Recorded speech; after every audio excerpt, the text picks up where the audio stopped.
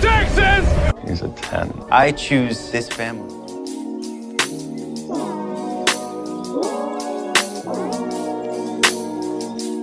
Hey guys, welcome to episode 97 of 911 Lone Star Roundup. I'm one of your hosts, EJ, and joining me today are Katie. Hey guys. And Grace. Hi everyone. Today we are talking about episode 16 of season 4 of 911 Lone Star, titled The House Divided, or A House Divided. Yeah, this definitely lives up to his name. It was so good. It was so good. Yeah, and there was drama for sure, but it was a good episode. So let's kind of get into it because we have a lot to talk about, and there's definitely some good Tarlos scenes in here. So, so first scene, we're introduced or come in there again. I swear the Strands need to have their own wing of a hospital.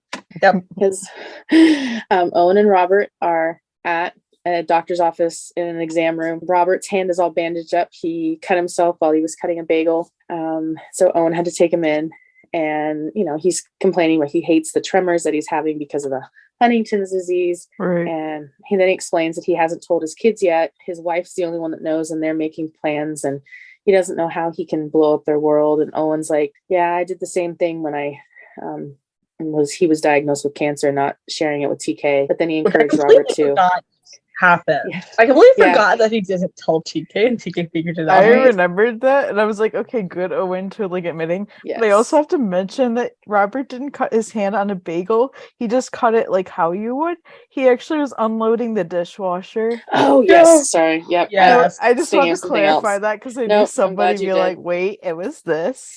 Agreed. No, I was thinking something else. And so Owen basically is encouraging Robert to, tell the kids because they need to know and he shouldn't hide it. And then Robert was obviously surprised that Owen had cancer because he hadn't known about it thus far. And, Robert explains that him and his wife are already making plans for, the future because things are going to progress pretty rapidly, apparently. And Robert encourages Owen to get tested and start making plans if he does end up having the gene. So I'm like, oh my God, we don't need this.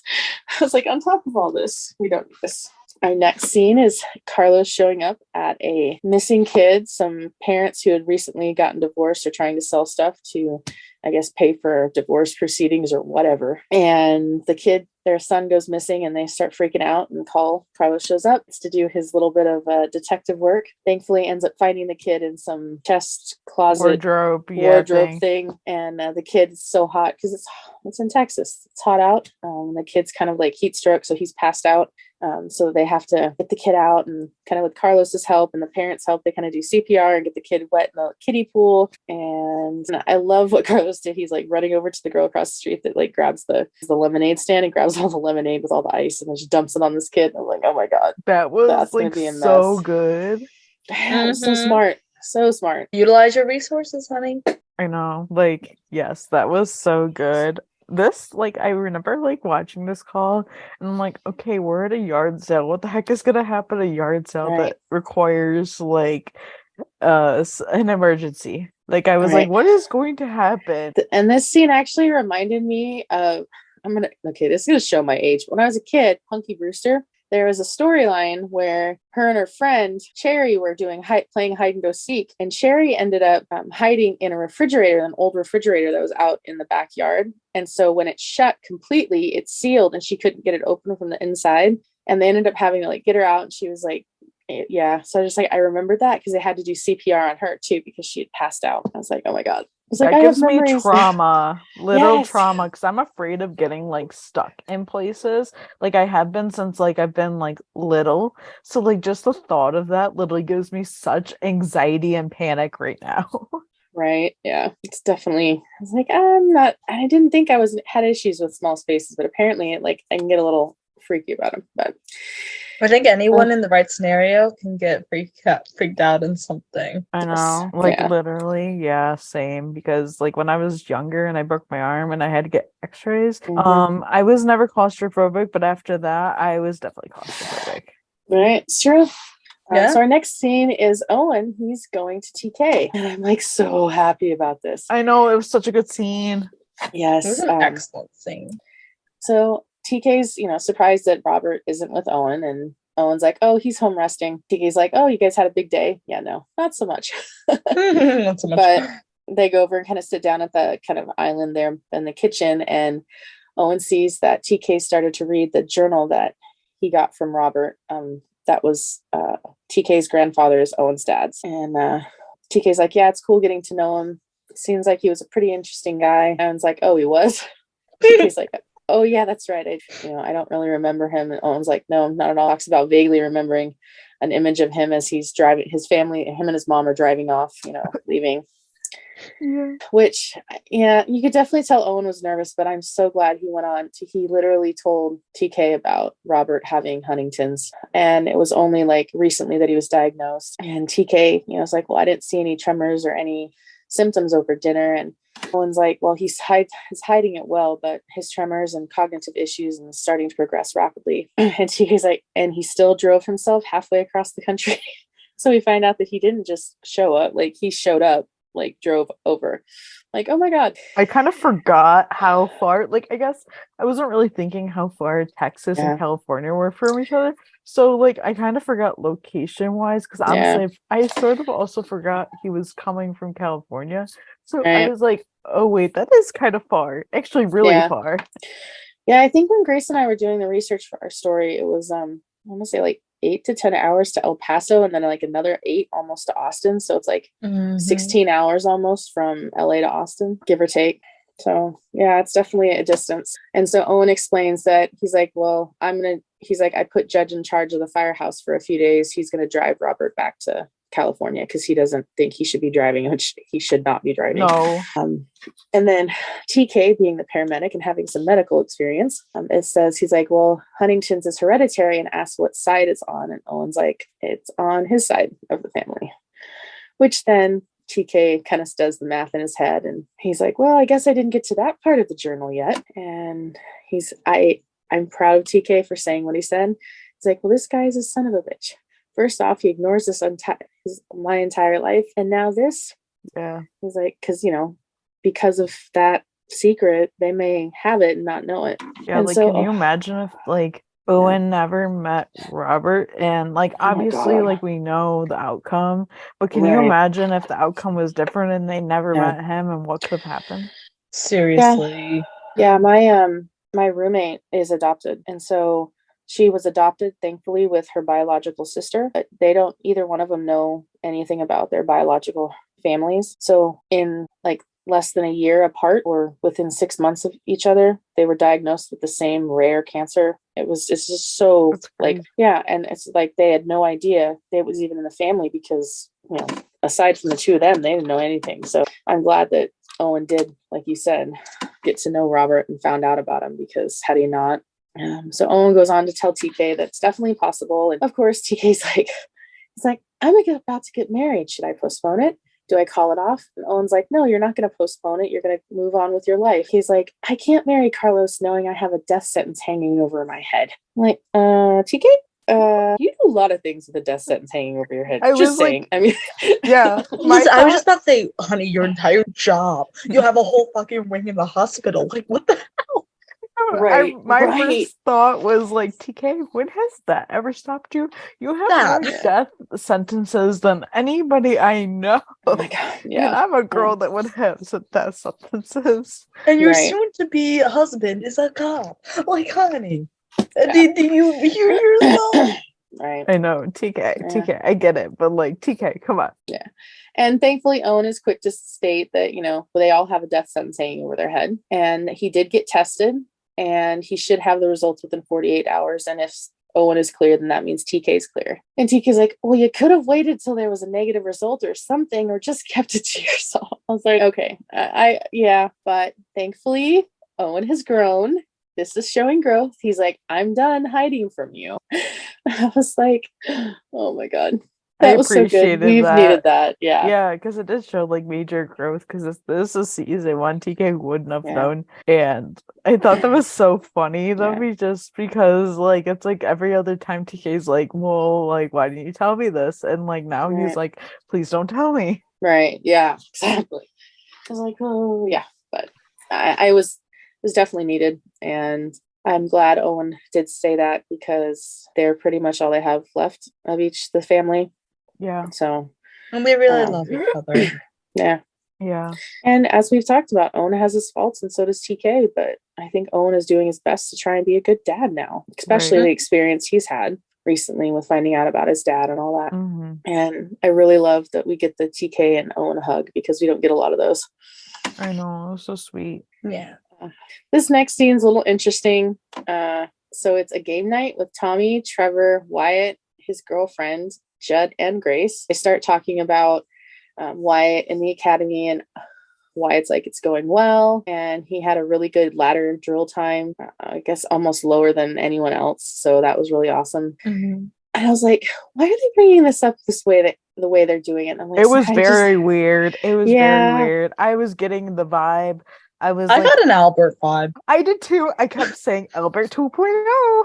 Yeah, this whole thing is read like Albert 2.0. I know it is. Yeah, it just, there was a vibe with it. I just couldn't tell what it was. And they're talking about, you know, like how, you know, Judd has been helping Wyatt train and doing different things that Judd suggests. You know, obviously Judd's well familiar with what he should be doing. And then the scene kind of transitions because, oh my God, Trevor got a chance to get a reservation for him and Judd and Grace and Tommy at some big restaurant in Austin that like nobody can ever get into. And I was like, oh my God, this is so weird. It was like, and like they're explaining it, and I was like, that sounds disgusting. Like I was like, why would you want to go there? Squid ink linguine. No, thank you. No, thank you. No, thank you. The only thing I've done with squid is when I was in my marine biology class in high school, I got to dissect one and I got to take the ink sac out and write my name with the ink. That's as far as I will go with the ink. Thank you very much. That's all I'd want to do. I would never eat that. Sorry. Like I don't like exotic type things. That's just not my thing. So then we see Judd in action as Captain Ryder for the first time. I love Captain Ryder. I know, me too. So there's a fire at a paper mill, and it's really bad. By the time they get there, Judd becomes incident commander because he's the first on scene. And they find out about, they start triaging people, and then they find out somebody comes out and says, oh, my best friend's still stuck inside. He was trying to do this. And so it was on a side where the fire wasn't, but could eventually get impacted by the fire. So Tommy, Nancy, and TK run inside to help this person. And then as the fire starts getting worse, Judd has to call a mayday and make everybody evacuate. So Tommy tells Nancy and TK to leave, but she chooses to stay, ignoring a direct order from her incident commander. I was really pissed about that. Was too, yeah. And then Judd being I have mixed feelings on it. Then Judd being, Judd, he goes in and try to get Tommy out, and she doesn't want to leave her patient because, but I'm so glad I looked away from the TV when they did it. Saw what happened, and I was like, oh God. So Tommy needed help getting this guy out. His arm was stuck between these like huge rolls of paper, just like kindling, Right. And unfortunately, she was like, well, we're going to have to do an amputation. He's like, how long is that going to take? She's like, well, it's going to take as long as it takes. He's like, we don't have any time. So he pulls his axe out, and I am so glad I looked away from the screen at that moment, because if I'd not, I would have been grossed out. I don't even want to know what was seen. I don't even want to. Honestly, I didn't really pay attention to any of this. Honestly, not much was actually shown. They kind of cut out as That's what I thought. That's what I thought. Because I did watch, because let's be honest, I've seen worse. In other things that I've watched, I have seen far worse. Oh yeah, me too. But it can sometimes hit different, so I understand it. But yeah. So thankfully they were able to get the guy out. Then fast forward to them back at the firehouse. Judd's trying to talk to Tommy about the call, and we find out that this guy that they rescued did end up passing away. And Judd's like, I'm not here to talk about that. And he's there. He's like, did you hear me say the mayday and call everybody to evacuate? She's like, yeah, I heard it. And she basically ignored it. She fully admitted she did. It's like, oh God, this is going to go well. Not. And Judd's like, yeah, I was the incident commander. And so he understands she has to take care of a patient, but that doesn't mean putting her above anyone else. And and Judd had every right. Okay. Judd goes on to say that he was very frustrated with her because he wanted to make sure his goddaughter's mother comes home because they just lost their dad. Of course, he's worried. She's a friend of his. They're coworkers. They've known each other a long time. And he wasn't just looking out for her, but he was looking out for everybody. And I don't understand what was going through Tommy's mind at that moment. Yeah. And Judd would have had this conversation with anyone. Like, it totally, like, I see it's in here in the notes, but I'm like, oh my God, like, he's acting captain. He has to, like, follow the rules. And Owen has to do a lot of things that sometimes are not good. Right. And just because they're friends doesn't mean he can get by with not putting out the incident report and telling them exactly what happened. Right. Yeah. I don't know. I'm able to see both sides, but I do side more with Judd. And I also feel like, especially in later scenes, I feel like Tommy was being super petty. Like it was almost like, oh, I can like, I can just do what I want. Like, oh, what you say doesn't matter. Like, oh yeah, I can do this. And it was just getting really annoying. Like this scene wasn't bad, but it was also like, listen, Judd came to Tommy and he was trying to have an adult conversation as two adults. Like he was trying to be he was trying to be adult about this and just have a normal conversation as friends, as coworkers and stuff. And she was like not having it. Like she was just like, oh, you're talking to me right now, like kind of thing. And it was very weird, and I'm just like, come on, like are you kidding me? Like honestly, like this could have been way worse, like what they did, but like they didn't make it super dramatic, but also in a sense I'm like, Tommy, what the heck are you doing? I mean, I see both ends of things, but this is not unusual. This is absolutely a situation we would see anybody doing on either show. We have seen this happen before on this show, where someone stays behind with the patient, sometimes disobeying direct orders to do so. So what was surprising to me was how far it was taken. I do know Judd also brought up some things he should not have in that situation, like Tommy's dead husband, which was absolutely a low blow, and I would not blame her for shutting it down for that reason. So I personally don't really side with one over the other, because I think both of them had their faults in it, and I think they were both justified in certain parts. I think they were kind of just coasting along a two-lane road next to each other, and they just couldn't intersect. And he was trying to be maybe a bit too by the books, and she was sticking by her guns a little bit too much. Yeah. But I don't necessarily think Tommy was fully wrong for doing that. It's a little bit of it's a slippery slope. Awesome. Unfortunately, there's no right or wrong in this. The way she was acting by completely ignoring the patient or ignoring the call, I think was wrong, but she and Judd should have handled it differently. Oh yeah, they both could have. But like, I don't know. It was just her attitude that really just was like, Tommy, what the hell? Like, come on. But I do agree her bringing up her dead husband was probably a low blow, and it was, that's personal stuff. That should not have he could have said it differently without bringing up her dead husband. Yeah. Like he could have totally like not brought like him up, but he could have like said it a lot differently. But I kind of understand where he was coming from with that. Right.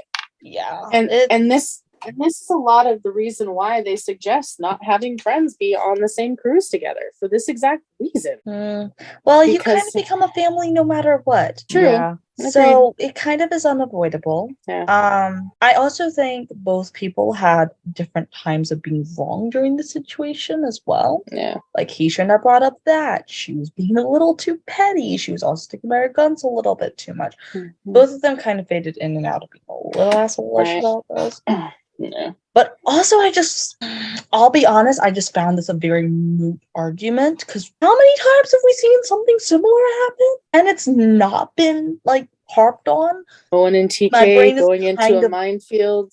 Any number of things, honestly.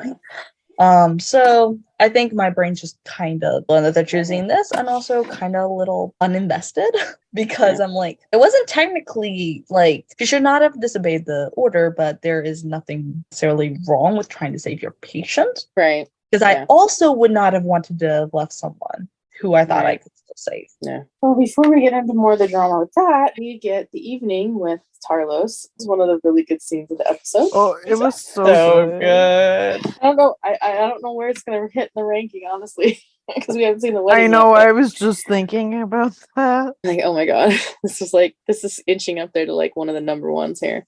Okay, so TK, poor guy, he's sitting on the couch. It's late. Obviously, it's dark out, so it's probably, I don't know when Carlos gets home from work, but obviously normally TK's in bed. So TK's sitting there on the couch and he holds his hand out like he's looking for tremors. And I would do that. I would totally Yeah. do that. I've done that before. Like, you ever get where your hand shakes like compulsively and mhm, stuff? Like, I've done that before. Be like, is it still shaking? right. Or like, As is all of us something look at wrong? our hands suddenly to be like, is it? Yeah, yeah. It's just, it's what you do. And the moment you see a slight twitch, you're like, Yeah, yeah. So Carlos comes home and he's like, hey babe, did you wait up? TK's like, no, I just couldn't sleep. Okay, well, where's this going? TK asked about Carlos's shift and Carlos is like, oh, it was uneventful, which was an event in itself. Okay. And then TK says, actually, I was waiting up. He's like, oh, you were? And TK's like, yeah, I don't know why I said everything was okay, because it's not. Carlos is like, okay, this is not going well. So Carlos is like, well, what's wrong? TK's like, it might be nothing, but if it's something, then it's pretty bad. Carlos, okay, you're officially starting to freak me out. Yes. So TK goes on to explain that his uncle has Huntington's disease. And Carlos is kind of like, that's a neurologic condition, right? And TK's like, it's a neurodegenerative condition and there's no coming back from it and it's hereditary. And Carlos is like, yeah, but your uncle and your dad are only half brothers. And TK's like, yeah, but it's on my dad's side of the family. like, of course it's on the dad's side of the Yeah. family. Of course. Of So course. So Carlos moves over and sits down kind of across from TK and they start talking and is asked if there's a way to test for it. TK said, yeah, his dad is waiting for the results and it could be a day or two till they get them. Carlos asks what the chances are and TK's like, it's 50-50 for his dad. And then if his dad has it, then it's a flip of the coin for him. It's like, oh God, I don't like these odds. I know. Yeah. So Carlos asks what the symptoms are and TK explains that it's from cognitive stuff. Aside from that, which is the mental fog, there's trouble walking, eating, talking, breathing. I mean, your whole body starts to shut down. And Carlos is like, oh, wow, that's a lot to process. And TK says that's why he just wants Carlos to know that he has zero expectations, that he doesn't want this to be a death sentence for both of them. Carlos, looking like he's like, what are you talking about? He's like, what does this mean? TK says that it means he doesn't want Carlos to worry about anything. And he doesn't expect Carlos to go through with the wedding. Oh my God. Baby. Of course he's Like- doing that route. Like, TK, don't spiral like this. TK does spiral, obviously. Like, we know that. But, like, I Yeah. was like, TK, baby. And Carlos is like, why wouldn't I go through with the wedding? And TK's like, did you not hear anything I just said, Carlos? I don't want to be your responsibility to take care of, to feed, to bathe. And Carlos, of course, like, well, that one doesn't sound so bad. I love that line. Like, That like- line literally lives in my Carlos, brain that's the right run time. free. I was like, Right? I'm mentally picturing Carlos giving TK sponge baths, and I'm like, damn, that I would really pay to see that scene. That is Yeah, for sure. That must be on their OnlyFans. I don't know. So TK's like, what about taking you to the bathroom? This isn't a joke. Carlos, okay? And Carlos is like, I'm not taking it as a joke, baby. In sickness and in health, right? That's what we're going for. No matter what the future holds, we'll face it together, TK. TK is like, yeah, but you might be going through it alone because as it progresses, I might not remember anything. I might not even remember who you are. I think this is where I got it. I got kind of choked up. Carlos Same. moves closer to TK and he says, then I'll just have to introduce myself to you every day. I'll say, hi, you're TK. I'm Carlos and we're soulmates. Oh, I started crying at that point. my heart sank down my whole body. I was like, oh my God. I can't. Oh, this is like gold here. This is literally like, oh, we were fed well. Yes, we were. Yes, and TK is kind of crying and he gets even more choked up and he's like, soulmate, I've never heard you say that before. And Carlos is like, well, it's true. TK's like, how long have you thought that? Carlos looks at him and says, since the first night he took TK home. Oh. My heart. TK smirks a bit and a tear kind of streaks down his face. And he's like, yeah, me too. And Carlos looks at him like, TK's like, what? With the look. You're such a liar. You couldn't get out of there fast enough. And TK's like, well, why do you think I ran? That was like, Got it. oh. I was just like, okay, kill me now. Yeah, same. And but then Carlos turns it back and he's like, I'm not running, TK. I'm right here no matter what. Come here. And they hug. And oh my God, TK just kind of falls into his arms. This is so good. Oh my God. Like, I was telling like you guys this before we started recording that I've literally Right. seen these scenes, like, I'm not even kidding you, like probably 100 times. Because I've just been rewatching them on repeat for like the past few days. And like, oh my God, like I could literally like watch these like every day. I mean, I have been so far. You know that GIF of the guy that's running from the office that's running, oh my god, it's happening, it's happening. Oh my god, this is how I feel. Like, oh my god. Like anytime anything happens in the fandom, I use that sound and I post a video of that. Like I'm like, oh my god, it's happening. Oh, like even just talking about that scene, my heart is literally like beating so fast. Like it's literally like fluttering. I'm like, oh my god, I love that scene. Like that Ronan had teased like a scene in this episode was gonna be like a new favorite. I'm like, how can anything top anything we've already gotten? Oh my god. This is just like it's just like it's so soft. It's like so like sort of domestic. It's like so emotional. It's just like so everything. It's like everything we wanted, but we also didn't know we ever needed. Yeah.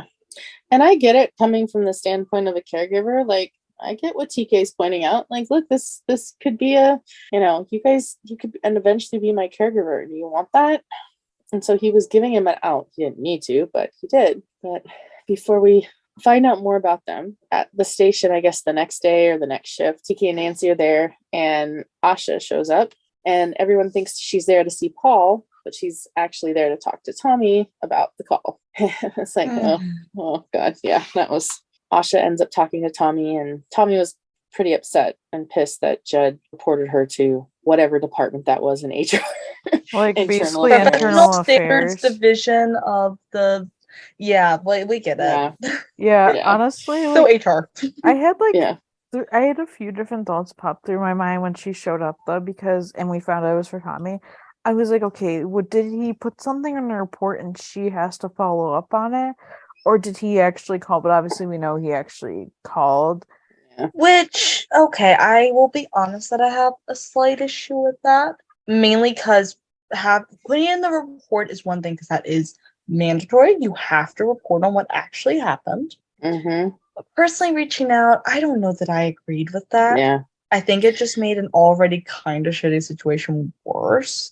Yeah. Now, if he tried to talk to her again and she shut him down, maybe, I don't know. I just felt like involving HR. Yeah, it literally made things worse. It made things worse. Like, I kind of understand where he's coming from in the sense that, like, she really didn't want to have an adult conversation with him before and talk about, because he wanted to hash things out right then and there, and she was just not having it. Yeah, like I kind of understand it in that sense, but even so, maybe you should have let it run a little bit longer, because in my sense, I feel like maybe only a day has passed. Right, it hasn't been long. That. Yeah, and of course, it would also, let's be honest, it would have been different if the guy had lived. Yeah, things would have been a lot looser if the guy had actually lived. I know they were like talking like that didn't make a difference. Of course, she probably would have been far more open to receiving feedback. I would like to think. Right. I don't know. I agree. Right. But it was a tough call. So let it rest for a little bit and then try again. So either the next night or that night, we see Tommy at home. Trevor's arriving to pick her up for this big date at this fancy restaurant. And she's not ready. And she's like, I'm not going to anything with Judd. And it's a montage between Trevor and Tommy, Trevor trying to get Tommy to go, and then Judd not wanting to go and Grace trying to get him to go. And they're both Trevor and Grace are using scriptures and all sorts of things to like get them out of the house. It was so funny. I was like, I died laughing. It was hilarious. Because most of them were just acting like happy teenagers that are digging in their ground. And their partners are playing their respective roles as like almost parental figures, being like, you have to go and play nice. Right. The dinner was about as awkward as it could have gotten. Oh, it was so bad. It was so awkward. Back and forth. Trevor tries to be a mediator, and he's not in a good spot because if he doesn't take Tommy's side, it's not going to look good. And then Grace is not happy how Trevor kind of paints Judd's picture, and so it just goes poorly. Because he's basically making him be like, oh, well, you were being petty, but he doesn't say, oh, Tommy, you were being this way. And stuff. He was trying to play. He was trying not to get his girlfriend mad at him. Yeah. There should have been, in this conversation, there should have been a non-biased party, which is really hard to find. Right. In this situation. And of course, I would have even said like, oh, it might have been the best unbiased party. I know. I was just about he wasn't to be like, around. Yeah, exactly. not there for that. I was just Yeah. about to be like, oh, and you haven't been here. FaceTime call. Right. Yeah. And I think, and obviously during the scene, their voices are getting raised. They're starting to draw attention. And I was waiting for them to get kicked out, and then it happened. and so the waitress server brings over appetizers in a plastic box, and Jed's like, why do these come with a lid? And she's like, because we're asking you all to leave. And Trevor's like, oh, we'll enjoy them on the way home or whatever. And she's like, all of you. So they get kicked out because they're making a fuss and it's making a scene. I'm like, oh Like, gosh. just why did you think you would get to stay? Right. I know, like if it's any other Whole restaurant, table out. maybe, but it's literally a fancy restaurant, so there's definitely no sense that anybody is staying. Besides, there's the whole table arguing. Yeah. Yeah. Like, yeah, no. I did like how, like, Grace was like, do not talk to my husband like that. And then Judge was like, do not make that tone with my wife. Like, I was like, the way they stick up for each other, like, yes, we love that. Right. Mhm. So next shift, we have the 126 in the kitchen. This is gonna go well. Not so Oh my god. I was like, the last thing we need is the individual teams fighting. And of course. right. So Marjan is like, have you guys been upstairs today? Talking about Judd and Tommy feud and the cool breeze between the captains. Oh god. And then TK, Nancy, Marjan, Mateo, and Paul start arguing about all these little things that start to fester and flare up. And it's just like, this is why you don't let feuds yeah. You let it between you and the person and don't let everyone else get involved. Right. This is between Judd and Tommy. It is not between paramedics and firefighters. Right. Because you guys they have to work together. Exactly. Yeah. And so obviously they're all getting raised voices. And so Tommy steps in with Judd kind of following her, and she tells everybody to stop, to knock it off, to stop bickering. So obviously TK and Nancy respond to their captain and agree to, cut it out. And then Judd's like, I didn't hear you guys responding, so the fire crew, he has the fire crew respond to. I'm glad he stuck by her on that. Yeah, I'm me glad too. he backed her up. That shit down. Mhm. Yeah. Like, honestly, like, a lot of people are like, oh, we could have lived without the scene. I'm like, of course we could have. But honestly, upon the other shows I watched, this was literally nothing compared to that. Yeah. Because there are shows I watch where, like, the different officers get into fights, like, literally all the time. And they're so Right. dramatized. And, like, it's so much more drama than what this was. Especially between the crews, because I've seen that happen. And I'm just like, Mhm. this was literally nothing compared to what I've seen on other shows do, and I'm like, Also, this was important because even this Yeah. team has their spats, and we know Yeah. that. and we really haven't I mean, seen them they're like get in a Yeah. full-on fight. Well, Right. fight argument. It was a Yeah. fight. Yeah, there was a little bit when the series first started, because obviously Owen was getting used to the way that Austin did things, and Texas had their rules for paramedics and firefighters and their job, but that there's been pretty much smooth sailing since then regarding fire and EMS in the same building. So this was so it was needed for sure. Like they Right. needed to show that this is a real house. There's people, there's a family. And I'm glad Tommy said, like, we're all a family here. Yeah. Regardless of what's going on between her and Judd. And then kind of after that scene, there's a brief discussion between Tommy and Judd that she's talked with the B shift paramedic captain, and he and his team will be coming in to take over the rest of the shift starting at a certain time in the evening until Owen gets back. So she and Judd don't have to work on the same shifts, which is kind of, I don't know. I feel like I they have mixed need to feelings sit down about and- that. They need to sit down and have a conversation. But outside of the ability to do that, I actually feel like this is a way, not a bad one, just a way of dealing with this. Yeah. Which will mean a difference or a misery, but less misery for the team Right. since they cannot seem to hash it out on their own at the moment. Yeah. Right. Yeah. Even having like a breather, I guess. Yeah. And then like, going back to it like the next shift or whatever.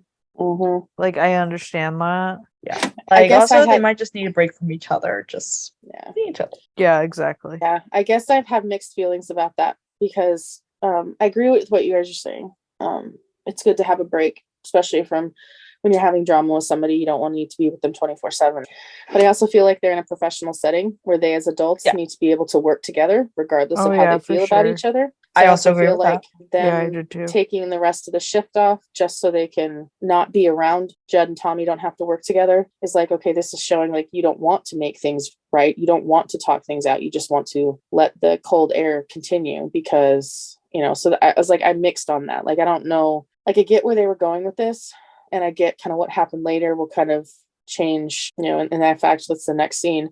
Kind of changes the trajectory of kind of what's going on. But yeah, I'm not very pleased with either of them at this point. Yeah. Like, especially Tommy at this rate, because up until this point, I've been mostly on her side. If I'm on a side, it would be hers, but I see both of their sides. Yeah. I didn't word that I right. do. And then I'm just kind of like, Tommy, Yeah. I don't like that you have to be the one to break down talk, but also you shut down the first conversation. So bring up the conversation. You're a grown woman. Yeah. Right, exactly. Yeah.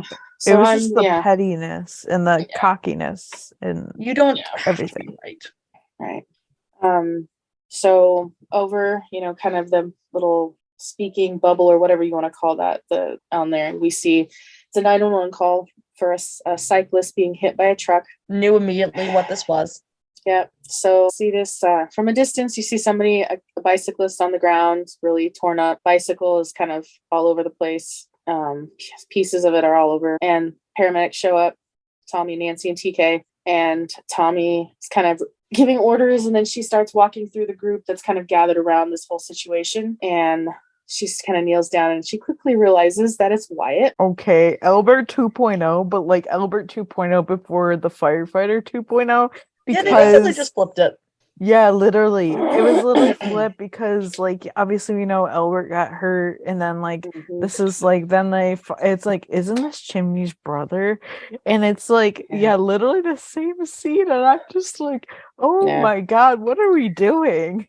Right. And then earlier in the episode, one of the jokes is that he'd been talking about how he was wearing a plastic bag over his clothes to make him sweat more while he was riding his bicycle. And so I was like, as soon as I heard bicycle, I'm like, oh my god, this is going to be it. And it sure enough is.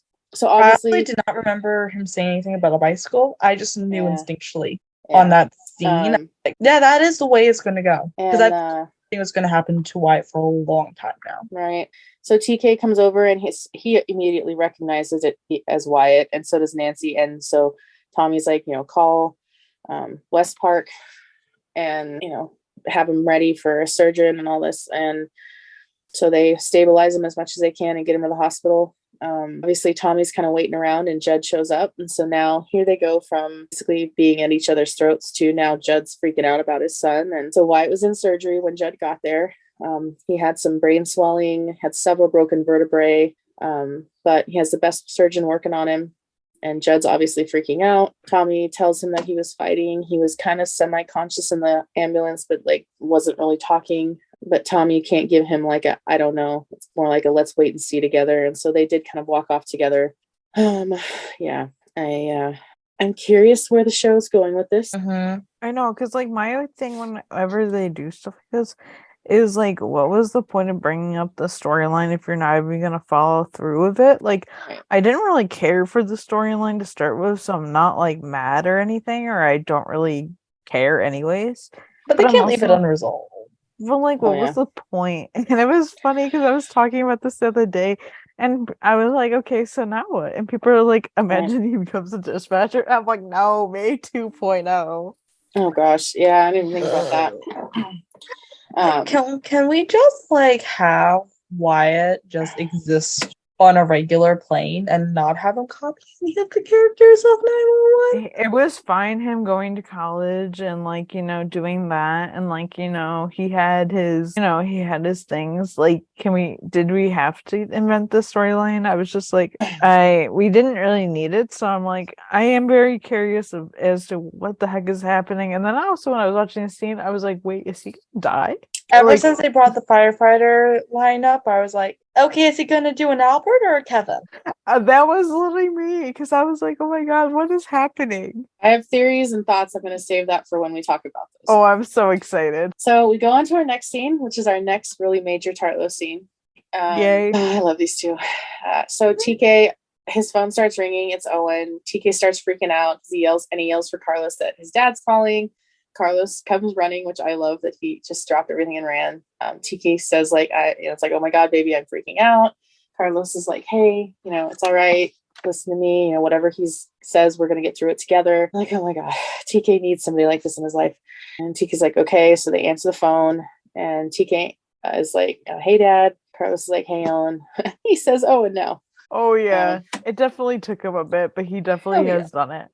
Yeah. So Owen is smiling and he says he just got the email and he's in California. It looks like it's on the beach in the background. And that he just got the email that he is in the clear. So TK is too.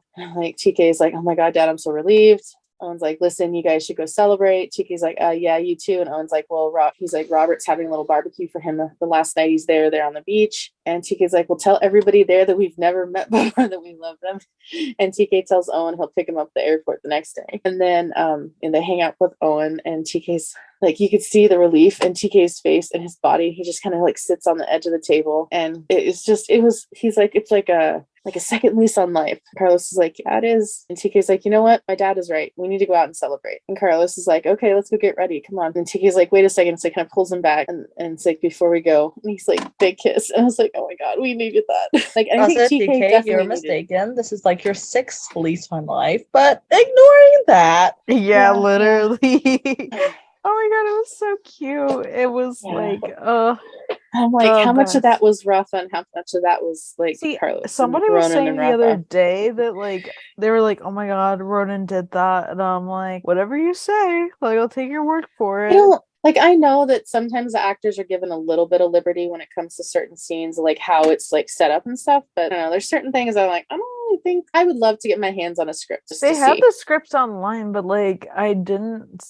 Like they don't have everything in them, so I'm like, I wish it said like if this was in the script, because I honestly did look earlier. I'm like, I wish it said, because then like I was like, I want to confirm this, but like I believe it.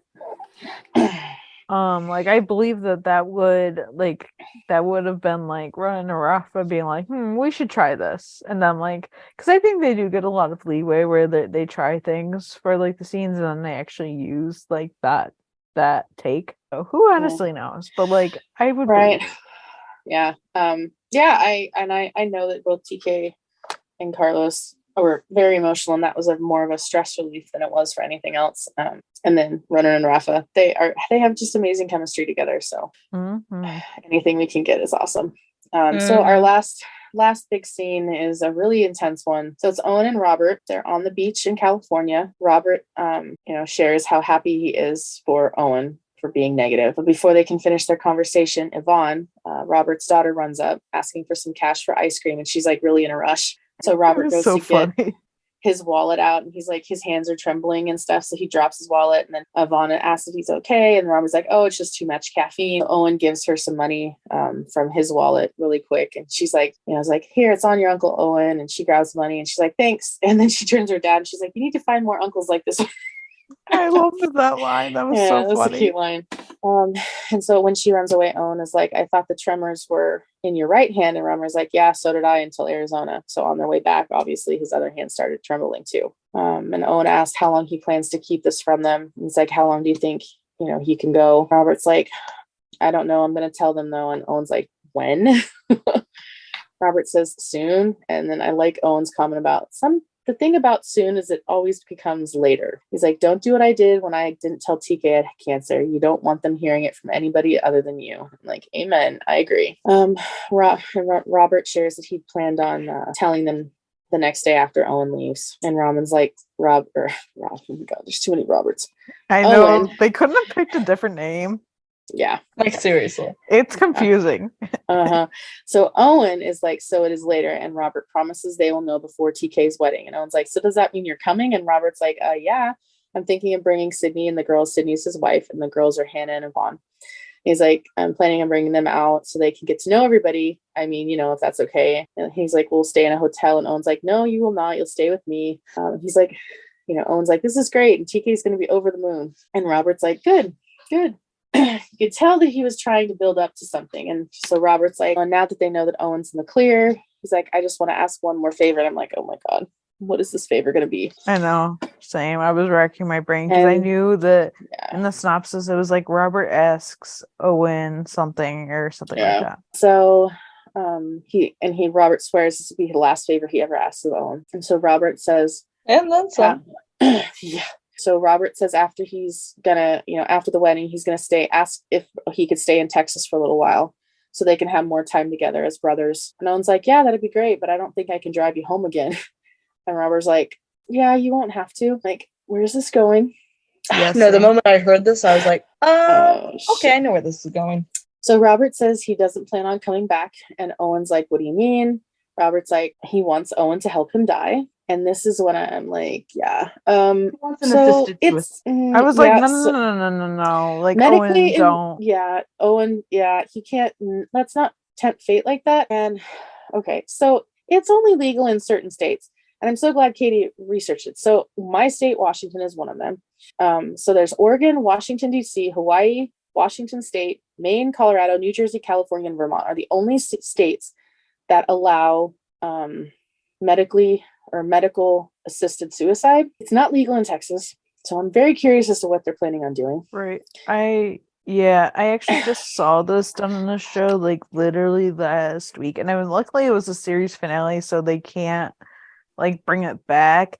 And it took place in Boston, so it was illegally done. It was very interesting because I'm just glad that was a series finale for that show, because literally if this had been brought up, I would have been so irritated. Like, I'm really worried. I'm very worried, like, just for the fact that, like, we know Owen, and I have this, like, I don't necessarily think Owen will do it, but I also don't necessarily think he wouldn't try. Listen, I very worried hate that Robert did this. Like, I understand. So do I. Who wants to sit by as their body disintegrates?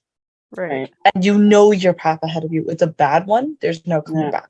But honey, fly yourself to Switzerland and get a medically assisted death. That's legal there. Yeah. Plenty of people do it. Do that. Do not ask your family to help. Yeah. And from what I understand, and I don't know a lot about this because it's definitely not something I've researched, but from what I understand, it's not just you go into the doctor, say I want to die, and they give you the medicine to do it. No, you have to go through like mental workups. You have to go through so much. You have to I saw this done also in like another medical show, but like they did in like 2007. Yeah. So it was a while. It's actually been legal here in Washington for about 20 years now, I want to say. Yeah.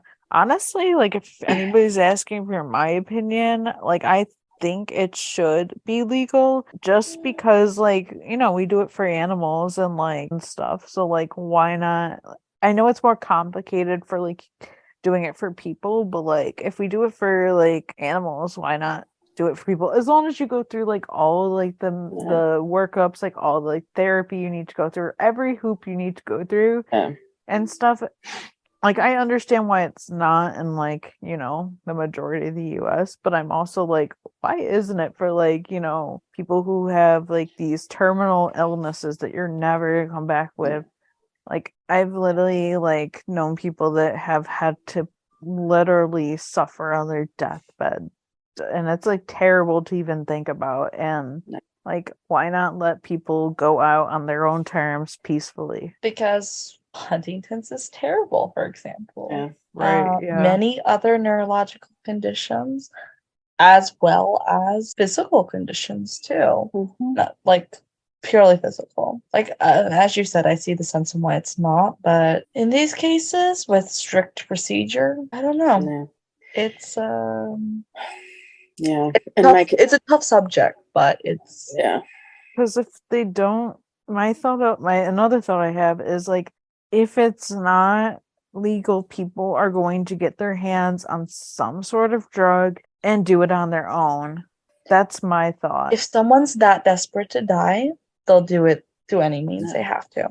Many people have unalived themselves because of medical conditions. Right, exactly. So, yeah.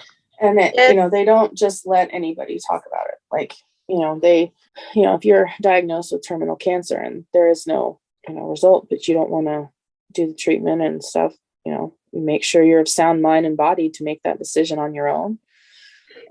or and yeah, it's a having watched both of my parents pass away, that piece of me that was like, I really wish that they didn't have to suffer through what they did suffer through. So like, why couldn't they have done that? But like, I don't think either one of them would have agreed to do that. So, and it's it's a huge thing.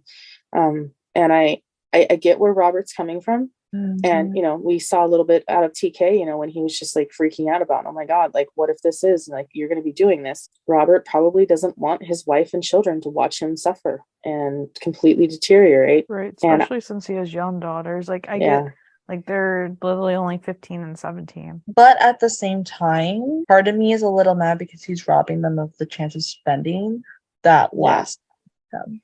Because they are only just going to know, we know the wedding's coming up, so it's not that far away. But if they're going to get a month, if that, with him, and they're barely going to go through processing that he has it before he dies, if he gets his way. Which takes me off a bit because So I do hear what you're saying, and I think Robert's being selfish in some ways. I also think he's being very inconsiderate of a brother that he literally has known maybe a year. And and like, please don't put Owen in that situation. And then like, we'll talk about it. I'm pretty sure Kendra's still in the picture. So financially, I wanted to continue to forget she existed. I was trying. I was trying. Like, as far as I know, she's not showing him next week, which I'm like, oh, thank God. Oh my God. So anyways, all in all, this episode was freaking amazing. It was definitely, you could tell there was some tension. It was definitely lived up to his name, A House Divided, but I liked it. I loved the Tarlos scenes. We definitely got some amazing content from there. And I'm so glad that TK has someone in his life that's going to be by his side no matter what. Amen. Yeah, I really liked this episode. It was really good. Obviously loved the Tarlos stuff. Like, oh, my heart. And like, I just liked it wasn't over dramatized. Like, it made it real, but it didn't make it like super dramatic and like stuff. Like, yeah, there were definitely it had its moments, but like it wasn't over the top drama. And I don't know, I liked like all the Owen, like that storyline. I like the Robert storyline. It does kind of make me sad that literally they just introduced Owen having a brother just to get rid of him. It really makes me sad. Just because we could have had a really great storyline, and I'm like, why is just like all the people connected to Owen literally die when Robert... about that. What the heck is are we just trying to give like Owen and TK more trauma than they already freaking have? The entire 252 during 9/11. I was just about to be like, hasn't Owen lost enough? Like, I don't know how you want about the man, but like, hasn't he lost enough? Yeah, seriously. Yeah, it was a really good episode. Yeah, I definitely enjoyed the episode. I'm pretty passive about the whole Tommy and Judd stuff.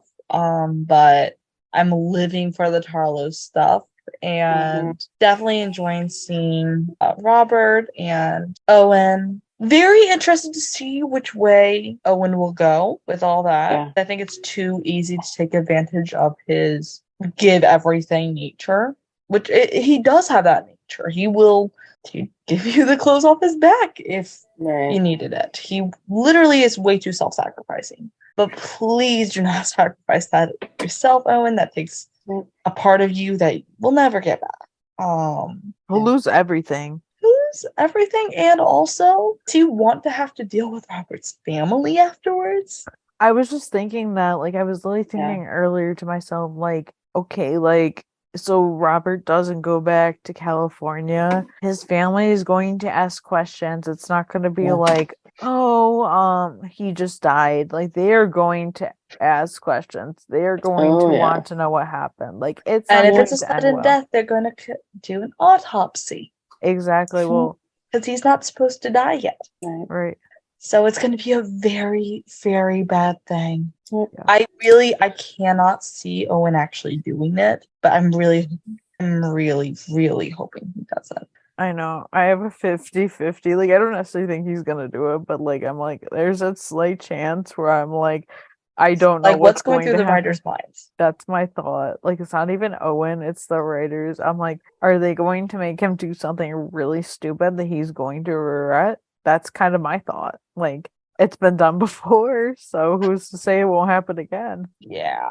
Do we have any fan thoughts? We have so many fan thoughts. It makes me so happy. Awesome. I love it. Amazing and beautiful episode with TK and Owen and TK and Carlos's conversation. And yes, I feel that the team's argument, while good, could be said to have gone a tad far in places. Carlos dumping lemonade on the young boy to save him was also cool. I don't think it went too far. Like, honestly, I've seen, if you watch Chicago Fire, oh my god, there's things on that show go like 10 times farther. So maybe turn that on to get some perspective. Just saying. Mhm. There's a reason I do not watch Chicago I Fire. I know. I got 7 episodes in and went, nope. Oh, just But also, imagine, it like did not engage me at all. I was like, just what the fuck imagine is how this? much worse it got. Like season 1 doesn't even describe. Like it definitely got better, but also like some of the stuff they did get worse. Aren't there like 20 seasons of it now? Not that many, but getting there. Not basically. It's not quite a Grey's Anatomy, but it's getting there. It's halfway there. Let's just put it that way. Yeah.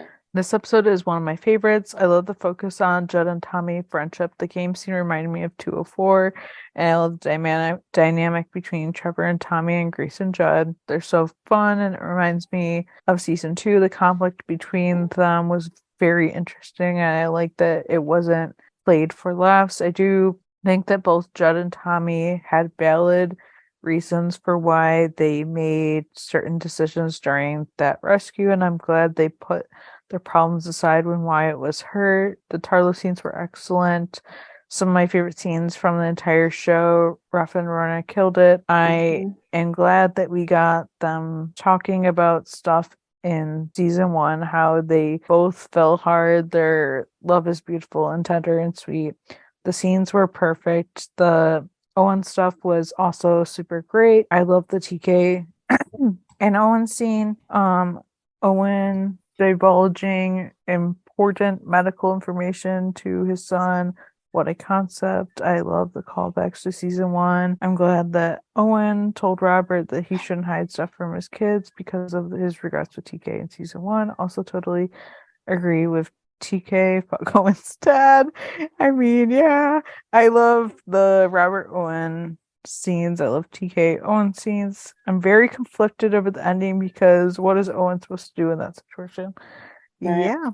I liked it, especially that one scene. So are we talking about the Tarlo scene? I think that's where that was going. All the Tarlo scenes, check mark all. Yeah, pretty much. I'll never fully recover from those Tarlo scenes, honestly. Same. Same. I cried when Carlos said they're soulmates. Same. Also, for me, it was like when he said in sickness and health. Isn't that what we're going for? Oh, my heart. Yeah. Please, that's Oh, what I love everyone it. needs to go with. Literally destroyed me from the Tarlos scenes. Literally everyone is just destroyed by Tarlos. Ron and Rafa, you were literally thriving. They're just there sipping like, I don't know, freaking margaritas, watching the shit go down on Twitter. Oh my god, you know what it is. Person's Oh my gosh. sad. And he's even posted like GIFs like, oh, this is the Tarlos fandom as they're collapsing and stuff like that. It's like random. I'm like, oh my god, you're not helping. Ronan Making it worse. is just such a tease. Sometimes Yeah. I'm like, somebody take his phone away. Right.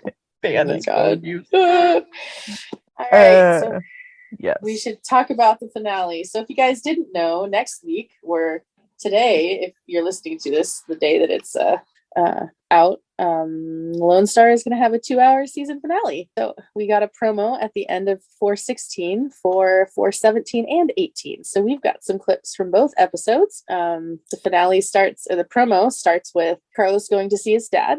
He says to him that he's the best man he knows, and that's why he wants him to be his best man. Owen is giving a speech at a big table with most of the Reyes and Strand families kind of seated around it, giving a toast to TK and Carlos. It was always meant to be. And Tarlos is walking down the aisle together. And you can hear in the background, Carlos is saying, like, you're the dream I would not allow myself to have, and you are the key that unlocked me during his vows. And Owen is saying to someone, honestly, it looked like Kendra because of the hair, the brunette hair that was right there, but it could be somebody else. He says, it's like a perfect moment. And then TK and Carlos are holding hands, and Paul is officiating the wedding. Thank God. Yay. As you should. I knew it. Yeah. Yeah, I think it's same. awesome. I knew when they brought that up, they were bringing up for a reason. Me too. Yeah, so please stop saying that Gabriel's gonna die, because I really don't think that's what's gonna happen. Also, that makes me knock on want to wood, cry. Yeah, like, I don't want him dying. Like, he and Carlos have to work out some stuff. Yeah, like, And also also just enjoy their time. Yeah. Also, like, people are like saying, well, then why? Like, people, like, I know there was different things said about like Gabriel and Carlos in the promo. Like, first thing people are like, well, why does it look like Carlos' lips aren't moving? I'm like, because a lot of times they'll use audio from different scenes but show one thing. They do that literally in almost every single promo, so that's why. And people are also like, well, like, Gabriel, like, everyone's like, oh my God, Gabriel must have died because they didn't show him at all in the promo. Okay, they also didn't show Wyatt in the promo, and we have no idea if he's gonna live or not. So if you want to play that logic, I'll throw that out there. Yeah. And like, I know everyone's like, some people are like, well, like, we don't know how like it's gonna go, and I'm like, I don't think that's it. Like, oh my God, can we just not, like, I know they said that there is gonna be like tragedy at their wedding, but like, I don't know what that means. And like, yes, and I saw that, it did terrify me just a bit, and I'm like, what the heck is gonna go down? Yeah. But like, can we stop saying that? Because I'm literally actually getting physically sad, and I'm like, can we not do this? Like, we don't need this. Existence. Like, come on. Yeah. Also, like, Andrea, we saw Andrea and she's like definitely there. stuff, and I can be honest with you, like, if you think about this logically, she looks just like so happy and so good. And I mean, it's her son's wedding, yes, she would be, but like, do you really think if Carlos's dad died that that they wouldn't postpone their wedding? Seriously. Like, I know that they could have put that in there, but I'm also like, no, like, things just looked too perfect, picture perfect for that to be reality. And this week we definitely know that there's going to be some tragedy. There's going to be some happy tears, some sad tears during the wedding or at the wedding. And I mean, I get it, like, okay, so I'll throw in a couple of my predictions. I have a feeling that Carlos, I have a feeling TK and Carlos together approach both of their dads, asking them to be their best man. And while Owen jumps at the chance, I feel like Gabriel says he doesn't want to, or doesn't feel he's, like he should be, which leaves or forces Carlos to go to his dad and be like, look, this is, and they have a conversation, which has been needed for a while. Yes. And so if that's the drama, that could be possibly, that may be why we didn't see any scenes with Gabriel, because they don't want people to know whether or not Gabriel did actually agree to do it. Because the way they angled the camera, and even the way they angled the camera, you've got Owen, you could see right behind TK, but you don't see anybody behind Carlos because of the way the camera is angled. That could just be easily how they edited the clip, so you don't see Gabriel. I don't know. That was kind of one of my main thoughts. I'm like, I feel like this is also gonna be, I imagine, some fighting in the 126 over who's gonna stand up for TK and Carlos, because the guys maybe haven't shared who they're asking to be their best men. I'm kind of interested because I feel like they all like wanted to, but like, honestly, maybe they don't really maybe they don't want to have like the traditional like wedding party where you have multiple like, like groomsmen. Maybe they don't want to do that kind of thing. Maybe they do want their dads to stand next to them and stuff. Maybe they just want like one person, which I like that. Like, I like that a lot. Like, I like that idea a lot. I'm really excited to meet Carlos's sisters. I know somebody said that like we were supposed to in this episode, but I'm thinking that maybe the information was just wrong, because I was looking for them this episode, then I was like, wait, it didn't happen. So I'm thinking it's gonna happen maybe like in the first hour of the next episode, but I'm really excited for that because it looked like they were at like that, because there was the picture of like what I think is like the rehearsal dinner, and it looks like his sisters are like both there. Obviously, we saw Gabriel and Andrea. We saw like Robert and his wife and his daughters. We saw Owen. We saw looked like possibly a couple of Carlos's nieces and nephews. Oh, yep. Yeah, so we're definitely going to get introduced to two of so Carlos's two sisters. One of the actresses has already been confirmed. Her name's Brittany. I don't remember her last name, and people were comparing them side by side, and they could be spitting images. They could be siblings. They look so much alike. And I think obviously there's a second one. And I agree with the whole like rehearsal dinner being in the first hour, or at least meeting the sisters then. right. Yeah. I'm like really interested about that, just because like in our interview last week, Rafa had said, oh, you're going to meet his sisters, but not in the way you think. And I'm like, what the hell does that mean? Like, I'm like, Rafa, please clarify. Yeah. I don't know what that means. We tried to decode everything that's put out there. Oh gosh, yeah. It's a job. It's a job. Yeah. Like, after this wedding, a girl's gonna need a vacation. Right. From decoding everything this whole season. I don't have like too many predictions. Honestly, I have lots of excitement and just lots of like, ooh, I can't wait for this to happen. And I swear to God, Buttercup better be at that damn wedding, or I'm literally going to be mad. Agreed. He better have his own seat. Oh my or God. be the ring bearer. Like, I will throw hands. I saw somebody I'll launch my own strike. I think online. I don't remember where I saw it. It might have been Tumblr. It might have been Instagram. And somebody had drawn like this a sketch of TK having Lutu on his shoulder, and Lutu was dressed in like a little suit. And he's like, "Hey, it's our ring bearer." I was actually thinking about Lutu earlier, and we never got any clarification if they found them. So in my head earlier, I was like, wait, we never got clarification on that. So like I'm like, did they find him? Is he like, did they just forget about him? I literally will die if next season they like never mention him. And it's like, shows do this. They introduce pets, then we never see them again. Yeah. I'm very curious. I'm like, wait, did they find him? Oh my God, is he like lost, or were they like, yeah, we can't handle a pet? Because they literally haven't brought it up since then. Right. Yeah. And I saw there was definitely Ronan had shared a photo from set with him holding Lutu. I think it was from that episode.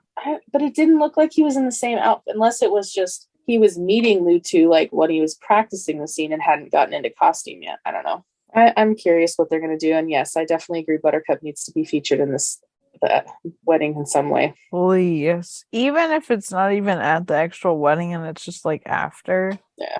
Or even if it's just sometime in the episode. I mean, yeah, I want him to be at the wedding, but I'll literally take anything.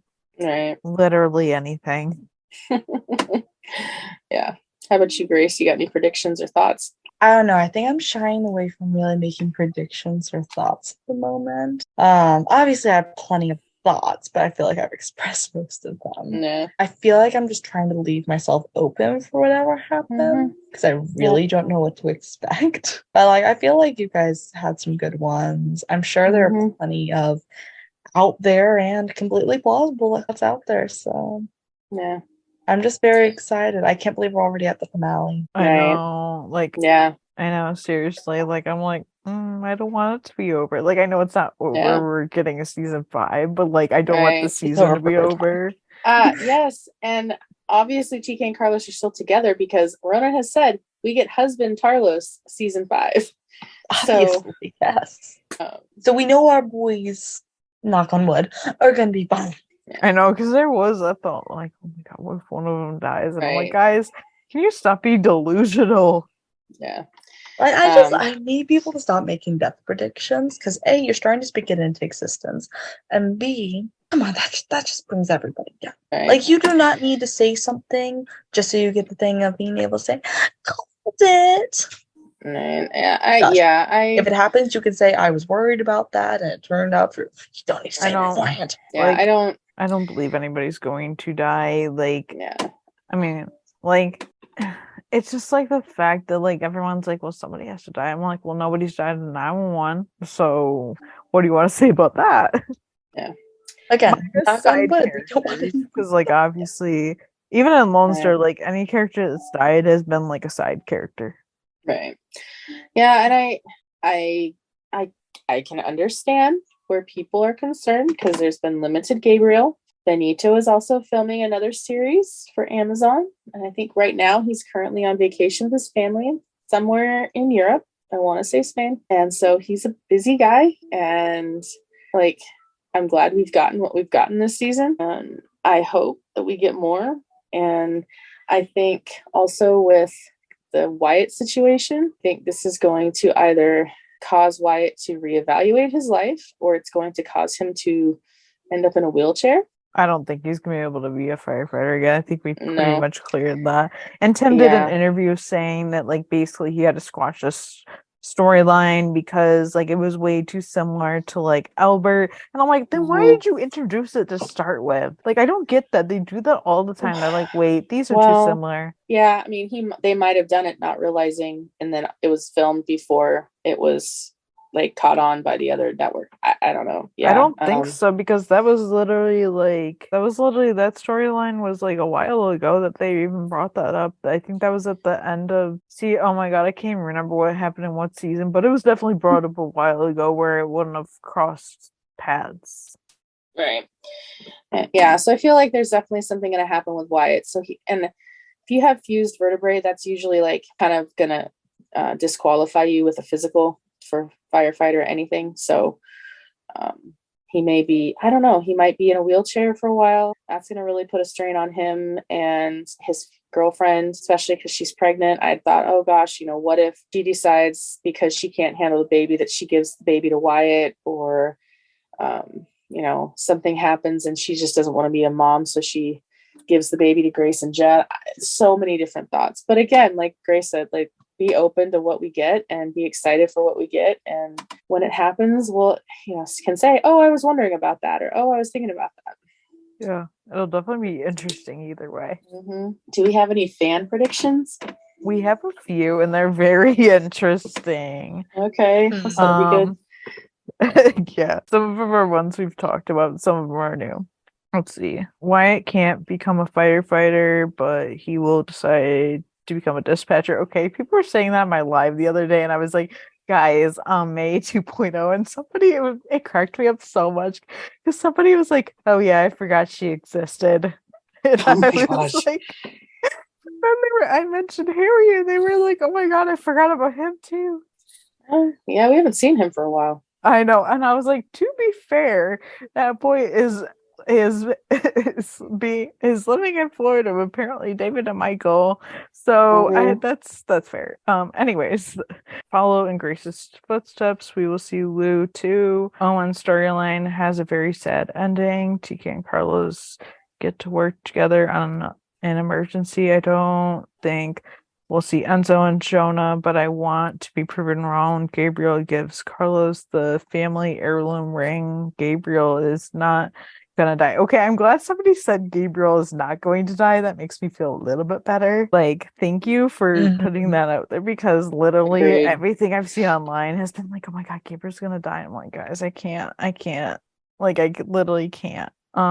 Yeah, I don't think as much as I want to see Jonah and meet Enzo, I literally don't think that's going to happen. Like, we can live our fan fiction dreams out and just like somebody please make a really good like Tarlo's wedding fan fiction that has like all the characters, please, because I don't think we're gonna get that, even though I want it so freaking bad. Like, yeah, I don't think Wyatt's gonna become a dispatcher though, because literally another 911 story, like if they're trying to shy away from Albert, they're literally not going to do anything that even makes it similar. Like, yes, they've had similar things that happen, it's cool, but when you copy every storyline from each other, like And it's not just like Lone Star copying 911. Like 911 definitely does. They do it to each other. It's not like, oh my God, we have to be just like 911. No, Right. they've definitely done similar things. I like the thought of him being a dispatcher, but I don't I don't think they're going to do the same thing they did with May. And I do feel like this is going to make him reevaluate his life. Yeah. And it's going to change for sure, because this is not something that's going to take like a week and he's going to be recovered. Like, he's going to be recovering for some time. Yeah, it's gonna be a while. And yeah, Robert dies before I do. Okay, that's depressing. I was thinking about that. Yeah. I don't know. So. I don't know. I don't either. I have heard that the ceremony is definitely going to be included. It's going to be more than a few minutes, which is awesome, because waited 4 seasons for this. So I'm glad that we're going to get some content. Right. I dying before, I don't know. I don't like that. I really don't. Like, I don't want to think about obviously we know that Owen's going to come to some decision of what he's gonna do. I hope he picks the right decision. Yeah. Like, please. I do think it would be cool to see TK and Carlos work together literally in this episode, just because I feel like it would parallel like the season 1 finale super well. So I think it would be cool to see like before their wedding, like having to come across an emergency. Yeah. Like, that would be really cool. So I like that. Yeah. And of course, it's a good idea. And of course, Papa Rhea's dying is brought up again. Guys, please. It's haunting me. Stop. I don't want Gabriel to die. I love Gabriel. I love Gabriel. Like, honestly, favorite dad. Like, honestly, probably ever. Yeah. Like, I love that man. Like, not even like loving Gabriel. I love Benito. Like, oh. Yeah. He's an amazing actor. I know. Like, every time I've seen him in things, even if it's just like a guest star role, I'm like, oh my God, yes. Yeah. I remember binge watching How to Get Away with Murder, and I think I got through the first 4 seasons, and I remember he was in like season 2 and 3 or 3 and 4 or something. And then when he was joined, he looked different, obviously cowboy hat versus suit, and so 2 different types of costumes. And I was like, why do I recognize this guy? I was like, oh my God, yes. Yeah, it's funny because I watched that before Lone Star, so like I've watched it since then, so like I kind of forgot about it. Yeah, and I remember Rafa, like he had said at one point that he loved that series. So then I was like, okay, how do you feel about one of the main characters for like 2 seasons on that series becoming your dad on the show? I'm sure, since he was really such like a big fan of that show, I'm sure it's like, oh my God, like I can only imagine. Right. We love these guys. And I know we could talk so much longer, but we should probably wrap this up. Yeah. And we'll save our more thoughts and comments for next week's episode. I know. I'm sure we'll have lots more to talk about next week. Yes. I'm sure. I can only imagine. Yeah. All right, guys. Thank you so much for joining and listening to us. Be sure to subscribe to the podcast on Anchor. We're also on Spotify, Apple, and Google Podcasts, and everywhere else you can get your podcasts. On iTunes and Spotify, please rate us and leave us a review. It would mean a lot to us. You can follow the podcast on our socials at 911LS Roundup on Facebook, Twitter, Instagram, and TikTok.